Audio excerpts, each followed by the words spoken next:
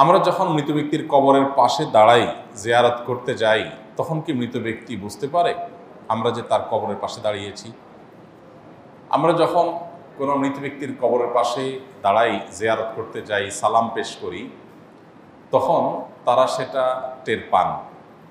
তাদের ধ্বংসাবশেষ মাটির সাথে মিশে গেলেও আল্লাহ রাব্বুল আলামিন বারজাখী জীবনে, এটাকে বারজাখী জীবন বলে, মৃত্যু থেকে নিয়ে কিয়ামতের আগ পর্যন্ত যে জীবনটা আছে, এখানে মানুষের শরীর মাটির সাথে মিশে যাক, পানিতে গলে যাক, যেখানে যে অবস্থা থাকুক, সেখানে এক প্রকারের রূহ আল্লাহ তাআলা শুধুমাত্র বিশেষ কিছু জিনিস যেগুলো আল্লাহ তাআলা অনুভব করাতে চান, সেগুলো অনুভব করার ক্ষমতা আল্লাহ তাদেরকে দেন।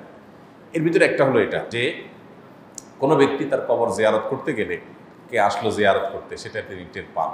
সালাম যখন দেন তখন সালামের জবাবও তিনি দেন, সেটা আমরা শুনতে পাই না, জাস্ট এটুকু। এটা বহু সালাফদের মত। ইমাম ইবনে আব্দুল বার রাহিমাহুল্লাহ, বরাতি ইবনুল কাইয়িম রাহিমাহুল্লাহ, অনেক ইমামগণ এ বিষয়ে অনেকগুলো হাদিস উল্লেখ করেছেন। যদিও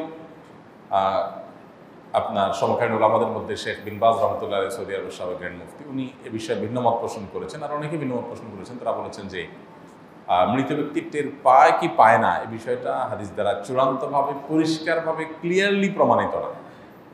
বাট তারা আবার এটাও বলেন নাই যে মৃত ব্যক্তি টের পায় না।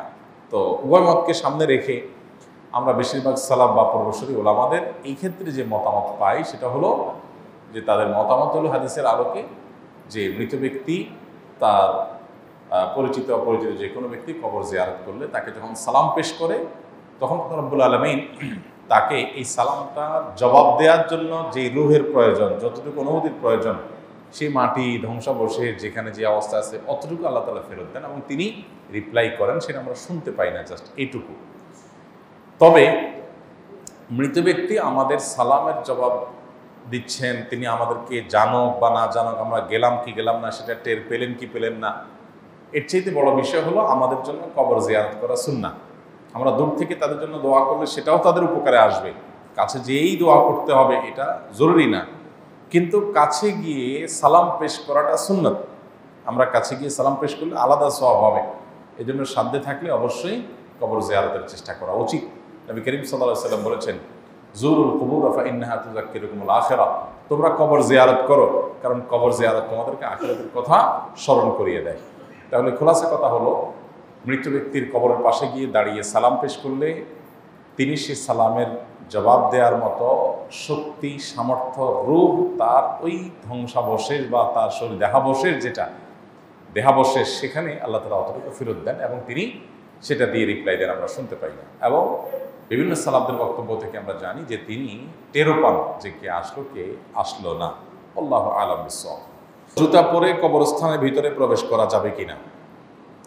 জুতা পরে আমরা কবরস্থানের ভিতরে জিয়ারতের উদ্দেশ্যে বা কোনো কাজে যাব কিনা, এর উত্তর হলো, নবী করিম সাল্লাল্লাহু আলাইহি সাল্লাম এক ব্যক্তিকে জুতো পরিহিত অবস্থায় কবরস্থানে দেখে নির্দেশ করেছেন, তোমার জুতাগুলো খুলে ফেলো।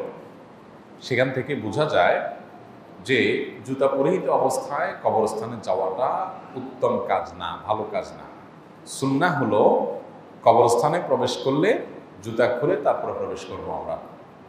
যদিও যদি কোনো কবরস্থানে কাঁটা বা ইটের টুকরা, ক্ষতিকর কিছু বা পায়ে ব্যথা হতে পারে, এরকম কিছু থাকতে পারে, সেই আশঙ্কা থেকে আপনি জুতো পরে কবরস্থানে যান, তাহলে সেটা ভিন্ন কথা, তাহলে সেটা জায়েজ আছে। নর্মালি আপনি কবরস্থানে যখন যাবেন জুতা খুলে তারপরে প্রবেশ করবেন, এটাই হলো সুন্নাহ, এটাই হলো উত্তম। এর একটা কারণ এও হতে পারে যে কবরবাসীর প্রতি আপনার সম্মান প্রদর্শন করা, যে তারা এখানে মাটিতে শুয়ে আছে, অতএব মাটিতে আমি সেগুলো জুতা পায়ে পাড়ালাম না অ্যাটলিস্ট। আর সবচেয়ে বড় কারণ তো হাদিসে নিষেধ আছে, সেজন্য বিদায় কবরস্থানে জুতা পরিধান করে না যাওয়াটাই হলো সুন্নাহ এবং মুস্তাহাব। বাসা বাড়িতে কুকুর থাকলে বিপদ আসে, কথাটা কতটুকু সত্য যদি বুঝিয়ে বলতেন। বাসা বাড়িতে কুকুর থাকলে বিপদ আসে, এরকম কোনো কথা কোরআন অথবা হাদিসে এইভাবে বলা হয় নাই আমার জানা মতে। তবে এটুকু ঠিক যে কুকুর বাসা বাড়ির ভেতরে, ঘরের ভেতরে কুকুর নিজেরা যেখানে বসবাস করে সেখানে রাখা, এটা হাদিসের আকারে নিষেধ। একটা প্রাণী হিসেবে তার প্রতি সিম্প্যাথি থাকবে, মায়া থাকবে, দরদ থাকবে, তার কষ্ট লাঘবের চেষ্টা থাকবে, অসুস্থ হলে চিকিৎসা দিবেন, ক্ষুধার্ত হলে খাবার দিবেন, পিপাসার্ত হলে পানীয় দিবেন, এগুলো সব ঠিক আছে। এর মানে এই না যে আপনি তাকে আপনার ঘরে তুলে নেবেন। কত প্রাণী তো পৃথিবীতে আছে। ইসলাম তো অন্য কোনোটার ব্যাপারে আপনাকে এই নিষেধাজ্ঞা দেয় নাই যে আপনি বাসায় রাখতে পারবেন না, কুকুরের করে দিয়েছে।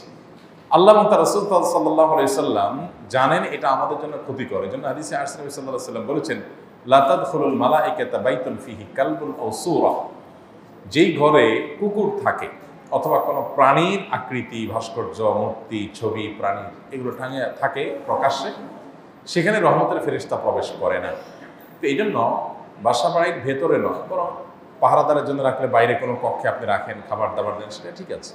একজন নারী ব্যভিচারিণী, তিনি একটি পিপাসার্ত কুকুরকে পানি পান করানোর কারণে আল্লাহ তাআলা তাকে মাফ করে দিয়েছিলেন। এই হাদিস আছে আমাদের সামনে। অতএব কুকুরের প্রতি ইসলাম আপনাকে অমানবিক হইতে বলে না, কুকুরকে গণহারে নিধন করতে বলে না, কুকুর মানেই আপনি নিকৃষ্ট হিসাবে গণহারে বলতে আপনাকে বলে না। কিছু কিছু শয়তান কুকুরের আকৃতি ধারণ করে, কিন্তু এর মানে এই না যে সব কুকুর আপনি হত্যা করবেন বা সব কুকুরকে আপনি না খাইয়ে মারবেন বা কষ্ট দিবেন। এটা ইসলামে জায়েজ করে না। কোনো প্রাণীকে বিনা কারণে কষ্ট দিলে বরং আপনার গুনাহ হবে, কিন্তু এর মানে এই না যে ইসলাম আপনাকে ঘরে তুলতে বলেছে। মজার বিষয় হলো, কোরআন হাদিসে যেটাকে নিষেধ করে, শয়তান গোটা পৃথিবীর মানুষকে দিয়ে ওইটা বেশি করায়। এই জন্য দেখবেন কুকুর ঘরবাড়িতে রাখার জন্য যত চেষ্টা গোটা পৃথিবীতে আছে, অন্য কোনো প্রাণীকে